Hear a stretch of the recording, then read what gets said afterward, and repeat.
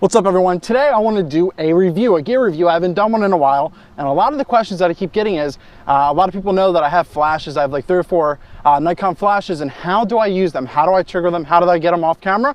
Well, I'm here to tell you I use the YONGNUO RF-603, the Nikon version. So that's how I do it. Let's jump into it real quick. These things are pretty awesome, so it won't take that long to review. Here we go.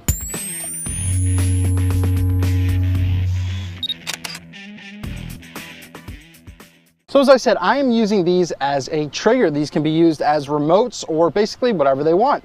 One of the cool things about these, or the biggest thing, is that they are transceivers. So what does that mean? A lot of triggers are basically, they either just transmit a signal or receive one. So for example, you would put the transmitter on top of your camera into your shoe, which these are shoe mounted, and you put the transmitter on there and you put a receiver on your flash or whatever you're using, strobe, it doesn't matter. So the cool thing about these is these are dual purpose. You can use these for, it doesn't matter. So you don't have to have a specific transmitter or receiver. Once again, doesn't matter. So I love the functionality of these and that these are just fantastic. I'll show you a couple close-ups and stuff like that in a couple. But really the quick rundown, they can be used to trigger your studio lights, strobes. Once again, it doesn't matter. So let's jump into it. The build quality, they're actually pretty good. I mean, they're a little plasticky, but they have metallic. They have metallic mounts and everything like that. For your shoe, for your strobe, doesn't matter. They're actually built pretty well. They don't feel very cheap, if you can hear them. They do sound plasticky, but I've dropped these several times by accident, and I feel that they are very, very durable. So what do they take?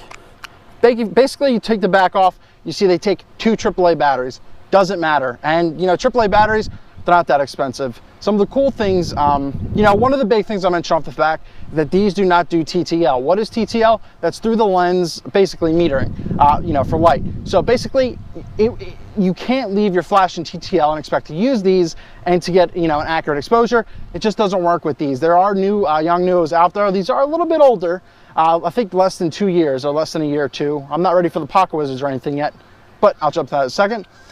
Yeah, so you can get these. They don't do TTL, so keep that in mind. But if you know manual flash and if you don't want to spend a ton, that's one of the biggest things. So I say spend a ton. What do I mean?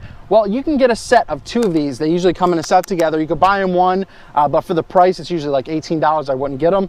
They are from like China. They are from overseas, but there's a lot of US dealers. They can go on eBay or Amazon that sell these, the RF-603s. I think I got these for $32.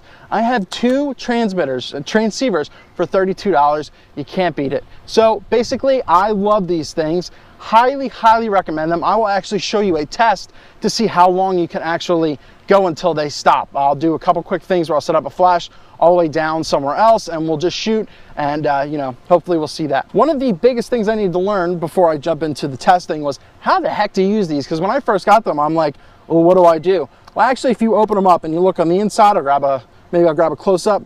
As you'll see, there's the 2 batteries here, but in the middle, there's your channels. These have 4 channels, so they will actually work under 4 channels. And you just flick the switches, and that way, all of yours can sync together. Some of the other cool things, basically, as I said, you can use them for your strobes as well. So they have the input here, that you can put it in here, stick it to your strobe, and it comes with the cord. And also, as I said, they can be used as a trigger for your camera. So that way, if you're looking to do, long shutter speeds, bold mode, or something like that, or whatever you want, without getting shaky on your camera, you can just hook it up, click it in, and you got it. All right, so here's the quick test, the quick review type of thing.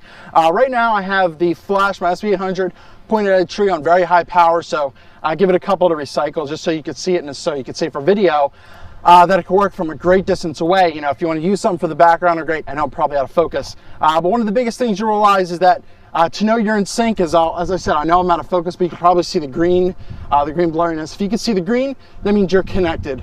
So it means you're connected. Let's go. Boom. You see it fired off. So I'll start off a little close and we'll go from there. I don't even have a lens on the camera. All right, so we see it's recycling, so it's probably going to work. Once again, I'm not exactly close to this thing. It's, it's feet away. It's probably a good couple yards away right now. So if you need something in the background, it'll work. Once again, here we go. Boom, as you see, it's eliminating the tree. I'm even going to go behind the camera.